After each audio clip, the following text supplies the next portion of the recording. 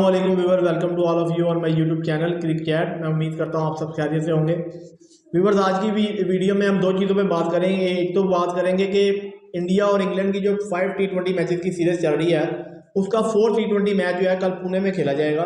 और आप देखें कि 2 मैचेस जो है इंडिया ने जीते हैं और एक जो है इंग्लैंड जीत गई लास्ट T20 सर T20 जो खेला गया।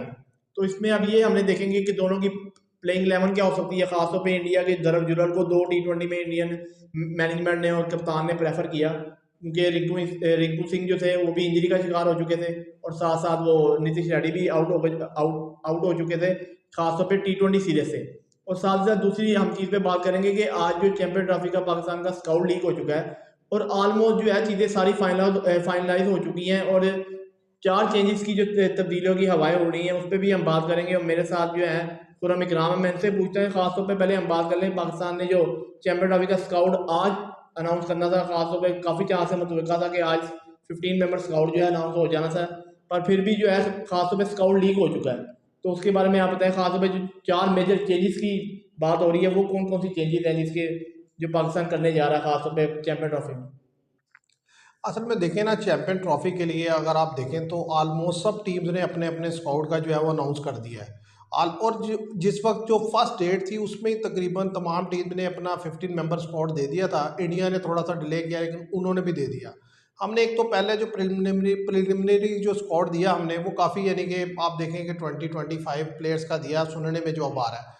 अब उसके बाद जो है अब 15 मेंबर स्क्वाड के बारे में ये बात हो रही है कि एक्चुअली चीज़ें फाइनलाइज हो गई हैं और जिन प्लेयर्स को रिप्लेस करना था, जो प्लेयर इन करने थे वो कर लिए गए। अब एक अप्रूवल जो है वो मोहसिन नकवी से ली जाएगी जो कि चेयरमैन है पीसीबी की। उसके बाद जो है वो अनाउंसमेंट कर दी जाएगी।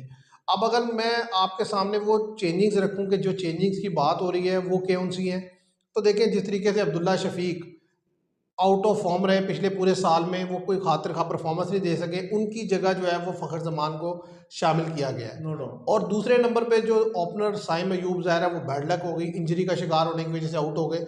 उनकी जगह जो सरप्राइज एलिमेंट टीम में शामिल किया जा रहा है वो है उस्मान खान को एज एन सेकंड ओपनर के तौर पर देखा जा रहा है। हो सकता है बाबर आजम से भी ओपनिंग करवाई जा सकती है, लेकिन उनको जो है वो ओपनिंग के तौर पर रखा जा रहा है। सऊद शकील भी है ना, साउथ शकील को भी रखा, वो भी उन पर भी बात करते हैं। और इसके अलावा जो तीसरी जो चेंज किया गया वो उसमें यह है कि साउथ शकील को रखा गया इरफान खान नियाजी की जगह और सुफियान मुकीम की जगह जो है आमिर जमाल को रखा गया है। तो अगर हम स्क्वाड पे एक नज़र डाल लें और उससे पहले अगर हम इन चेंजेस पर अगर बात कर लें तो आप देखें जो खुशदिल शाह पे अगर मैं बात करूं तो मैं सबसे पहले मैं जो हैरान हूं वो ये है कि हमारे यहाँ जो टीम सिलेक्शन है वो किन यानी कि क्राइटेरिया के तहत की जाती है, क्या सोच के की जाती है, मेरी समझ से बाहर है।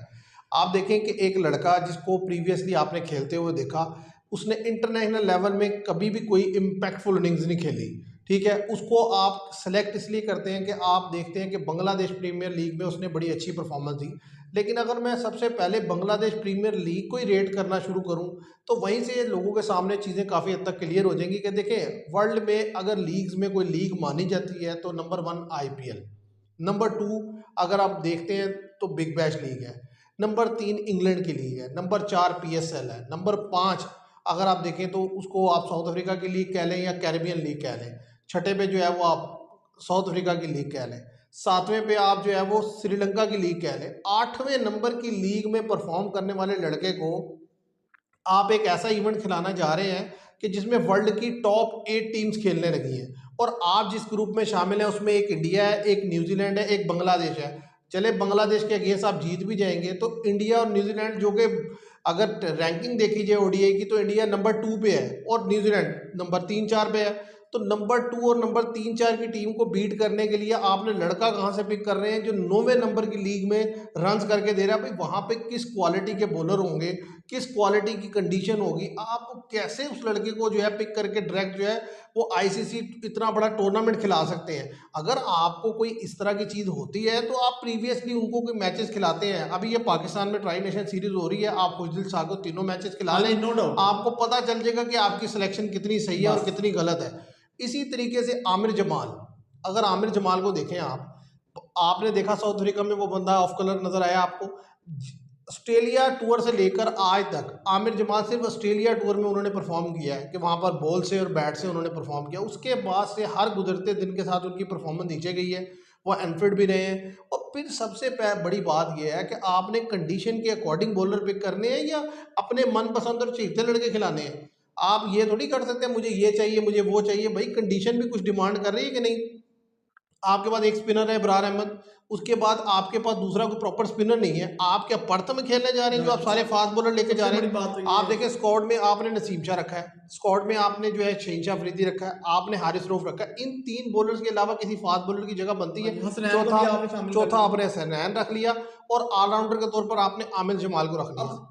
इस पे मैं बात करना चाहूँगा कि आमिर जमाल और खुलदीन शाह, ये तो ऐसा लगता है कि लाइक एंड डिसलाइक पे कि किसी जो आप देखें ना मैनेजमेंट में ओवरऑल मेंबर बैठे होते हैं, खासतौर पे कप्तान की राय भी ली जाती है, ठीक है, फिर चेयरमैन पीसीबी है उनकी राय ली जाएगी और जो खासतौर पे सिलेक्शन कमेटी का जो हेड होता है उसकी राय ली जाती है। तो ये दोनों लड़कों पे मुझे डाउट है कि आप इनको जो है कंसिस्टेंट ओडीआई खिला भी नहीं रहे और फिर इनको इतने बड़े टूर्नामेंट में जो है आप खासतौर पे 15 मेंबर स्क्वाड में शामिल कर लेते हैं और खुलदीन शाह को आपकी ये सोच होती है कि आपने उसको प्लेइंग 11 में खिलाना। तो आप ये बड़ा देखें लाइक कि डिसलाइक में उनके बारे में यही बात आ रही है कि खुशदिल शाह को सिलेक्ट करने के पीछे जो रीज़न ये है कि भाई जो रिजवान है, मोहम्मद रिजवान, वो उनका ट्रस्ट बहुत ज़्यादा उनके ऊपर, क्योंकि देखिए वो मुल्तान सुल्तान के लिए खेले। तो अब बात यह है कि क्या आपने अपनी पसंद नापसंद अपना ट्रस्ट देखना है या लड़के की परफॉर्मेंस देखनी है। या तो वो लड़के में कोई परफॉर्मेंस हो रहा तो हम भी कहें कि यार ठीक है भाई, वो लीग में कोई लीग ही नहीं है बांग्लादेश की लीग। अब उसके बेस पे अगर आप लड़के उठाएंगे तो भाई आप कभी भी बेहतर डिलीवर नहीं कर सकते और आप इसकी कैसे जीतेंगे चैंपियन ट्रॉफी। और फिर दूसरी चीज़ आप देखिए आमिर जमाल की, भाई आमिर जमाल आप रखते तब है कि यानी कि किसी ऐसी कंडीशन में खेल रहे हो कि जहां पर जो है वो विकेट कोई फेवरेबल हो। अगर आपने रखना ही है तो हसनैन की जगह आपको आमिर जमाल रखना चाहिए था और सुफियान मुकीम को अपनी जगह पे एज इट इज रहना चाहिए था। या किसी और स्पिनर को लेके जाए, कासिम अकरम थे, ठीक है, फाद मिनास थे। भाई देखो बात यह है कि आपने जब खिलाया ही उस सुफियान मुकीम को है पीछे 2-3 महीने में और उस लड़के ने बेहतर ही परफॉर्म किया, कहते मैच में नहीं सही परफॉर्म कर सका और किसी को आपने खातिर का चांस ही नहीं दिया स्पिनर को। तो इब्रार के साथ दूसरे स्पिनर वही बनते हैं या फिर आपको टेस्ट में से स्पिनर उठाना पड़ेगा, साजिद खान या नुमान अली। लेकिन ये मुझे बड़ी हैरानगी लगी कि आपने जो है स्पिनर ही शॉर्ट कर दिया। आप इसका मतलब पता क्या समझे आप? खुशदिल शाह लाजमी टीम में खेलेंगे, वो ठीक है, 10 ओवर करेंगे या वो सलमान अली आगा मिलके करेंगे, नो डाउट 4 करें 5 करें। ये स्क्वाड अगर अनाउंस हो जाता है यानी कि जो कि चांसेस है 90% के वो हो जाएगा, कल हो जाएगा।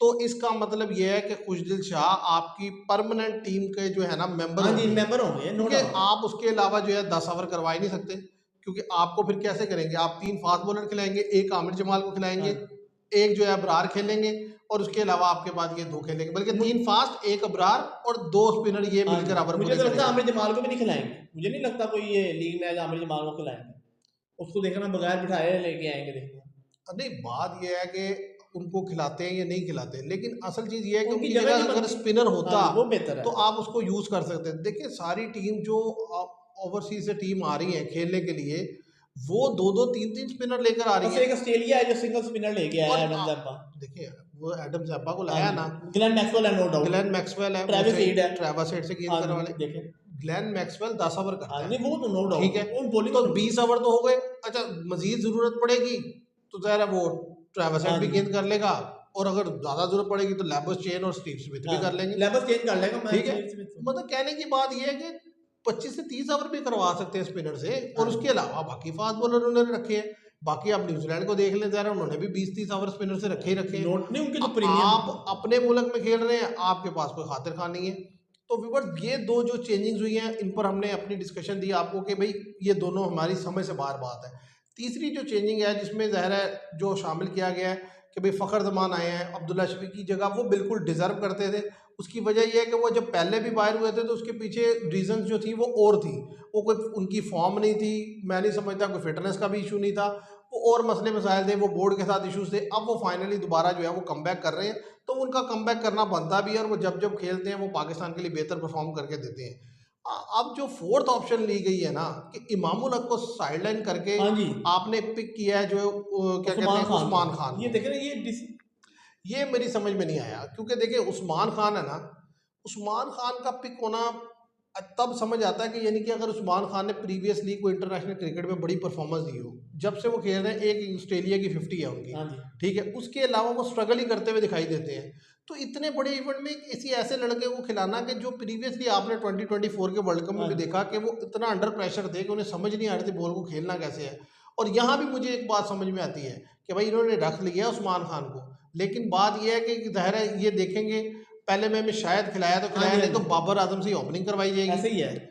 और इसके अलावा जो बाकी मिडल ऑर्डर में ज़ाहिर शाउच कील आ जाएंगे, क्योंकि व्यूअर्स अगर हम प्रॉपर आपके सामने स्क्वाड दे दें कि जो स्क्वाड उन्होंने अभी तक यानी कि जो फाइनलाइज हो गया है, तो उसमें जो रखा गया वो ये है कि फ़खर जमान और उनके साथ जो है उस्मान खान, ये दो, उसके बाद बाबर आजम नंबर 3 पर, number 4 Kamran Ghulam, number 5 Mohammad Rizwan, number 6 Saud Shakeel, number 7 Salman Ali Agha, number 8 Tayyab Tahir, number 9 दो स्पिनर में एक ही स्पिनर लिया, नंबर 9 इब्रार, नंबर 10 जो आमिर जमाल। उसके अलावा जो बॉलर हैं आपके पास, उनमें वो 4 बॉलर लिए गए हैं, नसीम शाह है, हारिस रऊफ़ है और शहीन शाह अफरीदी हैं, मोहम्मद हसनैन है, और जो जिनका चांदी लगी है वो है खुशदिल शाह। तो ये 15 लड़कों का जो स्क्वाड है, जिसके ऊपर तकरीबन वो कहते हैं जी ऑलमोस्ट कंसेंसस हो गया, सिर्फ जैसे अनाउंसमेंट होना बाकी हाँ रह जी, गई कल है। हो जाएगी। तो अब मैं इन सारी जो टीम सिलेक्शन है इसमें जो जो जेन्युइन मुझे लगता है कि लड़के वाकई पिक होने चाहिए थे और जो ठीक पिक हुए हैं, उनमें एक तो साउथ शकील, और उसके अलावा जो मैं बैटिंग में समझता हूँ फ़खर जमान, बाकी तो जो है रिजवान बाबर आजम वो इन्होंने तो खेलना ही नो खेलना डाउट था। खेलना ही है। लेकिन जो एरिया ऑफ कंसर्न है पाकिस्तान के स्क्वाड में, वो सीधी सी बात है, वो स्पिनर का है कि भाई आपके पास एक स्पिनर शॉट है, हाँ दो जी। प्रॉपर स्पिनर होने चाहिए थे, और सलमान अली आगा एक पार्ट टाइमर हाँ के जी। तौर पर होते, और चाहे खुशदिल शाह को भी आपने रखना चाहते थे तो रखते, आपको नीचे से एक स्पिनर फास्ट बॉलर हाँ कम जी, करना नो चाहिए था। डाउट। आप इसके ऊपर क्या सोचते हैं? ऐसे ही आप जब पाकिस्तान में खेल रहे हैं, आप देखिए ना, इनका माइंडसेट एकदम चेंज हो जाता है। अभी जो हेड कोच है प्रीवियस, जो करंट पाकिस्तान के हैं, आकिब जवेद, उन्होंने प्रेस कॉन्फ्रेंस की थी, हम अब जो है ना खासतौर पर टेस्ट फॉर्मेट में स्पिनर को तरजीह दे रहे हैं, और डोमेस्टिक में भी ऐसी पिचेस बनाएंगे कि हमारे जो बैटर्स हैं वो ज़्यादा से ज़्यादा स्पिनर के खिलाफ बेहतर खेलें। और अब आप जब चैंपियन ट्रॉफी आने लगी है, तो फिर आपका एक इधर ऐसा लगता है कि आपका माइंडसेट फिर चेंज हो गया है कि आप सोच रहे हैं आप स्पिनर खुद नहीं डाल रहे, और दूसरी टीम जो है वो स्पिनर डाल रही है। तो इसका मतलब है कि आप जो है वो बैटिंग ट्रैक बनाएंगे, इसका मतलब है कि उस पर नॉर्मल सा टर्न होगा, और फास्ट बॉलर को ज़्यादा मार पड़ेगी, स्पिनर तो फिर कुछ बेहतर बॉल कर सकते हैं। अब आप एक सिंगल इब्रार के साथ जाएंगे, पर मैं नहीं कहता कि इब्रार भी आप देख लेंगे टेस्ट में तो बड़ा ऑफ कलर नजर आता है, क्योंकि जिस तरह का उनका एक्शन है, कभी वो हाफ वॉली फेंक देते हैं, उनकी लाइन मुझे नहीं लगता कि इतनी वो कारआमद साबित होंगे। खासतौर पर आपने देखा पाकिस्तान में अभी तक जितने भी मैचेज उन्होंने खेले हैं, ओडीआई तो पाकिस्तान में उन्होंने कोई खेला नहीं, ना T20 उन्होंने खेला, और ये कहना कि जी ब्राड जो है हर मैच में विकेट निकाल के देंगे, ये इम्पॉसिबल है। बात ये है कि आपने के पास चॉइसेस नहीं ना रहेंगी जब आपने रखा ही नहीं, स्क्वाड में हाँ जी। स्पिनर ही नहीं रखा। ऊपर से 3 मैच हैं, देखें, 2-3 में से अगर आप 2 हार जाते हैं तो बाहर, आप नो टूर्नामेंट डाउट, से बाहर हो कोई भी जाते हार हैं। जाए। तो ऐसी जब मार्जिन ऑफ एरर बिल्कुल ही थोड़ा सा है आपके पास, तो वहाँ पर आपको बड़ा जो है ना केयरफुल होकर जो है चलना पड़ता है, आपको बड़ा ध्यान से डिसीजन लेने पड़ते हैं। आप इसमें इतने इरेशनल डिसीजन कैसे ले सकते हैं कि मतलब आप आमिर जमाल को खिलाएंगे या आमिर जमाल को स्क्वाड में शामिल करेंगे जबकि आपको ज़रूरत एक स्पिनर की है। आपको टॉप ऑफ द ऑर्डर जो है वो लड़का कोई अच्छा चाहिए था कि जो ओपनिंग करे। देखिए इमामुल हक, मुझे 100 रिजर्वेशन हो सकती है उनसे कि यार स्लो खेलते हैं ये है, लेकिन जो रिकॉर्ड शो कर रहा है कि भाई 49 की एक लड़के की एवरेज है, 900 उन्होंने बनाए हैं, फिर इतना मल्टीपल एक्सपीरियंस है, आप उसको अगर आप उस्मान खान के साथ उस्मान खान को तरजीह दे दें उस पर, तो ये भी बड़ी अजीब सी बात है। बनता ये है कि इमामुल हक खेले। तो असल चीज़ जो मैं समझ हाँ रहा जी, हूँ कि नो ये डाउट जो इमाम। प्लेइंग 11 उतारना चाह रहे हैं ना, जो इनके ज़हन में प्लेइंग 11 है, मुझे जो लगता है वो ये है कि फ़खर जमान और बाबर आजम खुद या रिजवान, इनमें से कोई एक ओपनिंग स्लॉट पर आ बाबर जाएगा आजम भी फ़खर करेंगे। जमान के साथ। फ़खर जमान और बाबर आजम ओपनिंग, कामरान गुलाम वन डाउन। नंबर 4 पे जो है वो साउथ शकील, ठीक है, नंबर 5 पे रिजवान, नंबर 6 पे खुशदिल शाह, और नंबर 7 पर जो है वो सलमान अली आगा।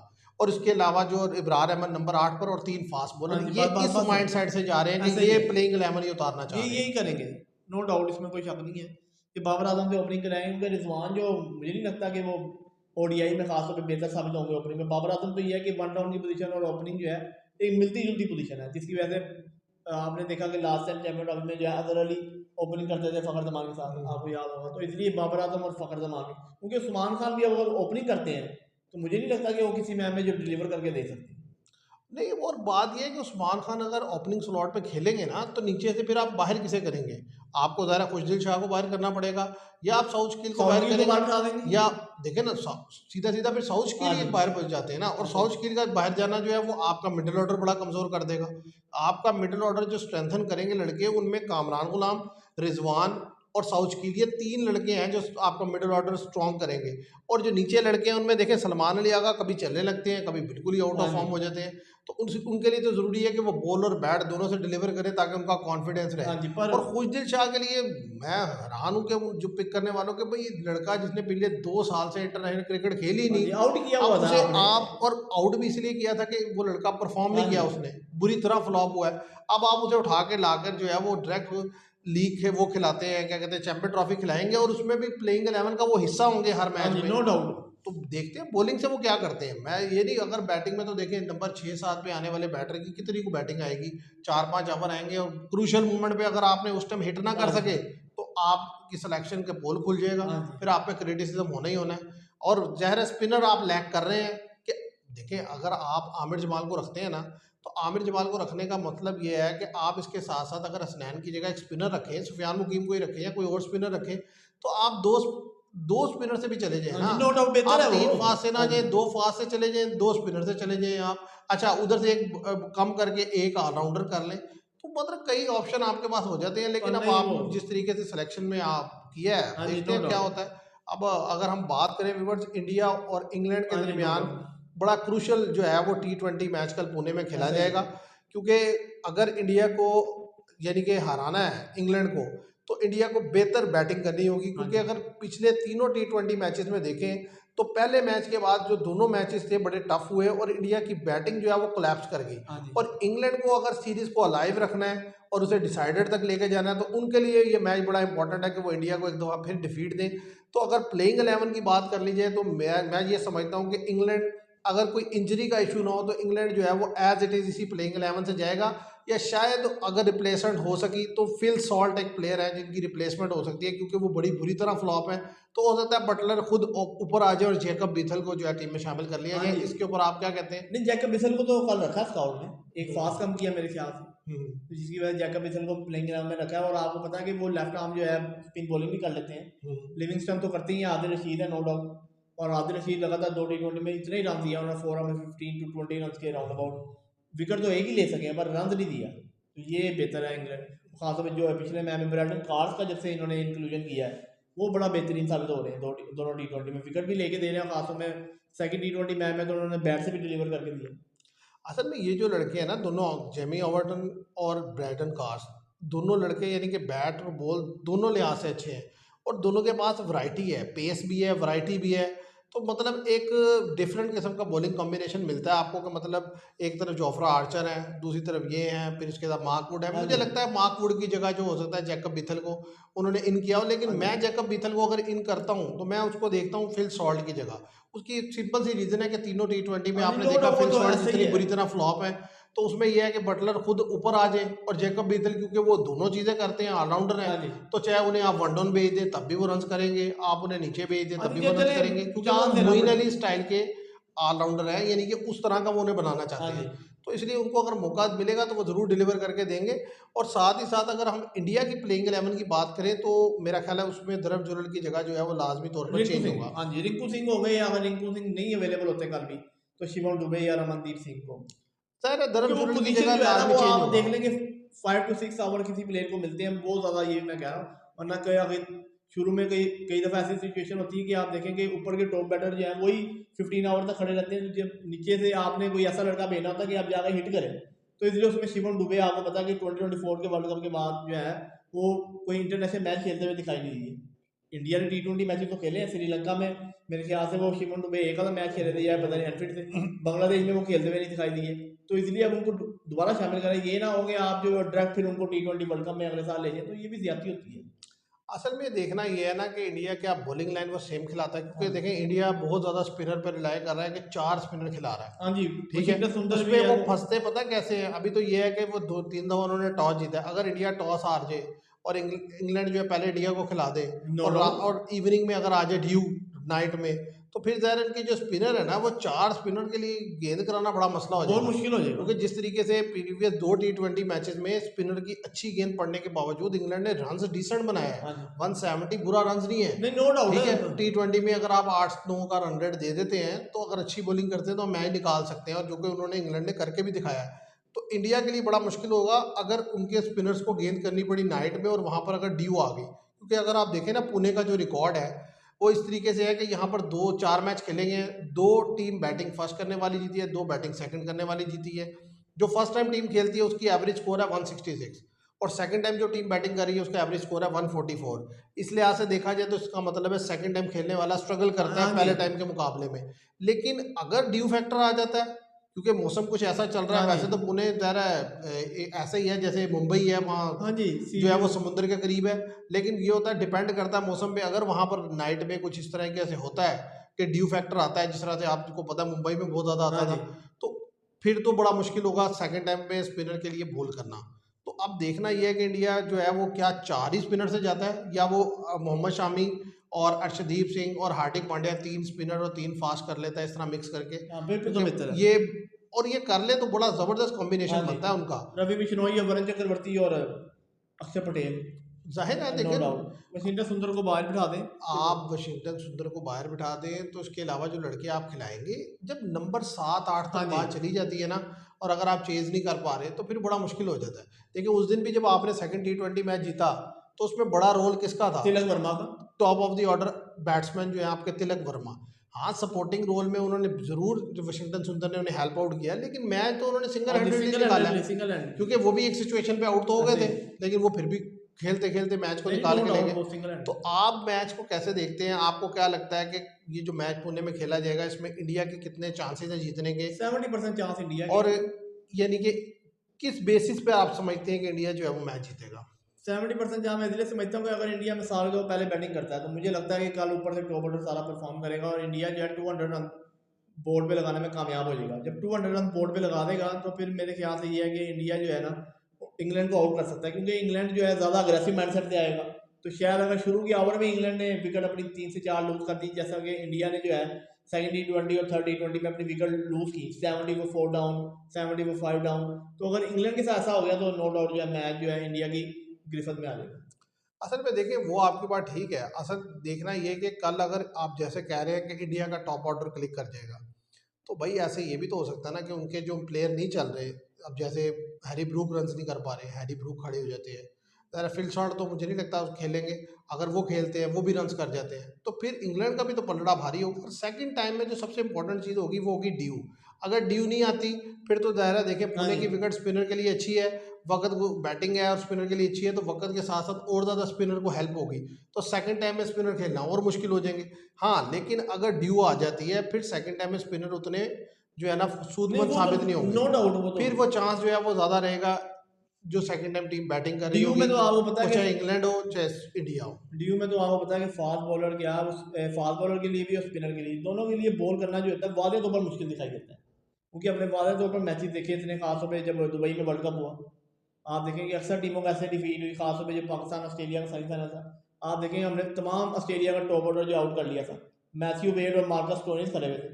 उसके बाद जैसे शहनशाह अफरीदी को 6 लगा, ठीक है, मैथ्यू वेड बड़ा नॉर्मल प्लेयर है, आप देख ले रिकॉर्ड वाले, उनका बहुत ज़्यादा इंटरनेशनल मैचेस में कोई खातिर को उनकी परफॉर्मेंस नहीं है ऑस्ट्रेलिया की तरफ से, और उस मैच में उनका नाम उभर के सामने आया जब उन्होंने, आप देखें खासतौर पे ऐसे क्रूशल मोमेंट में, ऐसे इंपॉर्टेंट जगह पे सेमीफाइनल में जो है उन्होंने ऑस्ट्रेलिया को जीत दिलवाई और उसके लिए फाइनल में क्वालिफाई किया ऑस्ट्रेलिया ने। वरना उधर आप देख लें ऑस्ट्रेलिया एक टाइम पे फंसा हुआ था, टारगेट भी पाकिस्तान ने मेरे ख्याल से 180 प्लस का दिया हुआ था। और कल का मैच जो है ना, मोहम्मद शामी के लिए बड़ा इंपॉर्टेंट है। क्योंकि देखिए मोहम्मद शामी जिस तरीके से बॉल कर रहे हैं, वो मुझे जो है ना उसमें वो खातिर खा स्पार्क नज़र नहीं आया। अगर वो नहीं, ये पिचेस भी तो आपको देखनी नहीं, पड़ेगी पिच ना। देखिए उसी पिच पे ब्राइटन कार्ड्स भी तो गेंद कर रहे हैं ना, उसी पिच पे जिमी ओवर्टन भी गेंद कर रहे हैं, उसी पिच पे जोफ्रा आर्चर भी गेंद कर रहे हैं। असल चीज़ ये नहीं है कि मार पड़ रही है या आप विकेट ले रहे हैं। हाँ जी। असल है जब आप दौड़कर आकर जान से गेंद करते हैं, जैसे हमने देखा है 2023 का हाँ वर्ल्ड जी, कप नो जो इंडिया में डाउट, था ना, नो डाउट। कि मतलब मोहम्मद शामी जब दौड़ के आते थे ना, पता चलता था भाई वो दौड़ने से पता चल रहा होता था कि रिदम में है। अभी थोड़ा सा वो रिलक्टेंट है दौड़ने में भी, जिस तरीके से वो गेंद कर रहे थे, मतलब मुझे कोई खातिर खा लगा नहीं उनकी बॉलिंग में कुछ। हाँ, अब कल के मैच में ज़रा खिलाना चाहिए एक तो उन्हें, तो वो दोबारा गेंद करें तो हो सकता है उसका उनका रिदम बहाल हो, एक दो विकेट वो ले पाएँ। क्योंकि इंडिया की आगे चैंपियन ट्रॉफी के लिए उनका क्लिक करना बड़ा इंपॉर्टेंट है, क्योंकि जब आपको पता है कि बुमराह जो है वो बहुत ज़्यादा स्ट्रगल करते हाँ हुए जी, दिखाई दे रहे हैं, उनका खेलना उनका जो अभी है तक कोई जो है वो खातिर ख्वाह बड़ा मुश्किल नज़र आता है मुझे। तो ऐसी सूरत में आप शामी भी अगर परफॉर्म नहीं करेगा तो वाज़े तौर पर जो फास्ट बॉलिंग है ना वो आपकी स्ट्रगल करती हुई दिखाई देगी। तो इसलिए ये इनका क्लिक करना बनता है। और इसके साथ साथ ज़ाहिर है अर्शदीप नो डाउट वो सुपर बॉल कर रहे हैं, तो मुझे लगता है कि कल शायद इंडिया 3 स्पिनर और 3 फास्ट, यानी कि हाँ जी, हार्दिक पांड्या को इंक्लूड करके 3 फास्ट कर ले। चेंजिंग करनी पड़ेगी उनके। आपको लगातार आपने 3 टॉस जीती हैं, गारंटी मैं नहीं कहता कि इंडिया कल टॉस जीतेगा। मैं तो हम्म। एक बात कर रहा हूँ, पहले मैंने पॉइंट आउट किया कि अगर इंडिया की पहले बैटिंग लाइन आती है तो इंडिया की यही सोच होगी कि हम बोर्ड पे जो रन जो है वो ज़्यादा लगाएं। नहीं, वो तो डेफिनेटली इंडिया हाँ का जी, जो स्टांस है या जिस तरीके से वो बैटिंग करते हैं तो उन्होंने ज़्यादा रन ही बोर्ड पे हाँ लगाना जी, है। देखे ना संजू सैमसन ने कौन सा रुक के खेलना हाँ है, जी, अभिषेक ठीक है। शर्मा को आप देख लें। उसके अलावा ऊपर के 4 जो बैटर हैं उन्होंने ऐसे ही खेलना है। असल चीज़ ये है कि मैं समझता हूँ कि जो सूर्य कुमार यादव है ना उनको थोड़ा सा जो है ना अपने आप को हाँ जी, बेहतर करना होगा। अगर आप वो इसी तरीके से आगे विकेट थ्रो करेंगे तो फिर उनके लिए मुश्किल हो जाएगा। हाँ जी, देखिए आप थोड़ा सा इनिंग्स लेके चलते हैं, फिर नहीं बॉलर के कप्तान अकॉर्डिंग तो आप अटैक करते हैं। आपने अब असल में जो क्रिकेट हो रही है ना, मैं दोनों साइड पे भी देखूं, अब क्रिकेट हो रही है जिसे हम कहते हैं ना गैलरी के लिए क्रिकेट, बस हाँ जी, उठा उठा के मारो भाई। हाँ जी, कि मतलब ठीक है, मैच की कोई सिचुएशन भी तो हाँ जी, होती वो है भी ना, देखनी अगर चाहिए आप पर उसको नहीं आप देखेंगे तो टीम को जीत नहीं दिलवाएंगे आप। देखने वाले को तो अच्छा लग सकता है जी, बड़ा अच्छा छक्का मारा, बड़ी अच्छी बाउंड्री लगाई है, लेकिन साथ ही आप आउट हो गए तो मैच नीचे हाँ लग जी गया, नीचे रख तो देता है, उसका खासतौर कोई पे फायदा नहीं। क्रूशियल प्लेयर तो आपका जो है कैप्टन। देखते हैं अब कल जब मैच होगा तो क्या बनता है। तो व्यूवर्स अभी तक तो यही है कि जो हमसा समझते हैं कि ज़्यादा चांसेस इंडिया के हैं कि इंडिया मैच जीत लेगा, लेकिन जिस तरीके से इंग्लैंड ने प्रीवियस परफॉर्मेंस दी है थर्ड T20 में, सेकंड T20 में भी अच्छा खेलते हुए दिखाई दी है, तो मुझे लगता है कि कहीं मैच जो है ना 50-50 होगा, दोनों टीम्स में से कोई भी जीत सकता है। और टॉस जो है बड़ा क्रूशल रहने वाला है कल पुणे में। और टीम सिलेक्शन भी ज़ाहिर है इंपॉर्टेंट है, क्योंकि जिस तरीके से आपको बताया कि इंडिया के लिए ज़रूरी है कि वो इस तरीके से टीम सेलेक्ट करे कि कम से कम 3 फास्ट और 3 स्पिनर हो जाए, तो बहुत ज़बरदस्त कॉम्बिनेशन हो जाएगा। तो आज के लिए इतना ही, मैं उम्मीद करता हूँ आपको वीडियो पसंद आएगी। वीडियो पसंद आए तो इसे लाइक और शेयर कीजिएगा, चैनल को सब्सक्राइब कीजिएगा। Thank you very much.